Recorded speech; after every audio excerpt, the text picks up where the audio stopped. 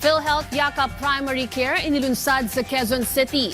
Samantala, idineklarang special holiday na Malacanang ang pagtatapos ng Ramadan sa March 20. Habang mas pinagtibay pa ng Pilipinas at Canada ang kanilang partnership. Yan ang iba pang express balita ni Floyd Brands.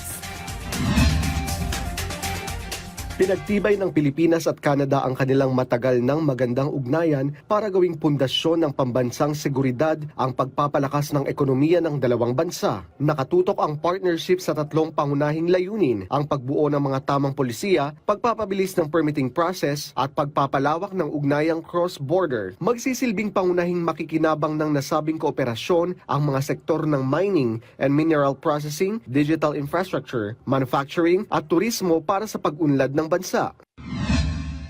Idineklara naman ng Malacanang ang Biyernes, March 20, 2026 bilang regular holiday sa buong bansa bilang bahagi ng paggunita ng Eidul Fitr. Inanunsyo ito kasunod ng pagdalo ni Pangulong Ferdinand R. Marcos Jr. sa Grand Iftar sa Malacanang kasama ang pinuno ng Bangsamoro Autonomous Region of Muslim Mindanao o BARM at mga miyembro ng Muslim community. Ayon sa palasyo, pagkilala ito ng pamahalaan sa kahalagahan ng Eidul Fitr na hudyat ng pagtatapos ng banal na buwan ng Ramadan.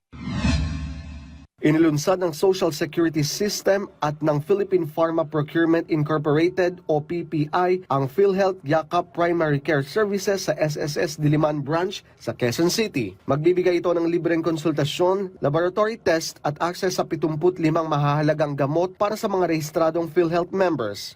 Floyd Brands para sa Pambansang TV sa Bagong Pilipinas.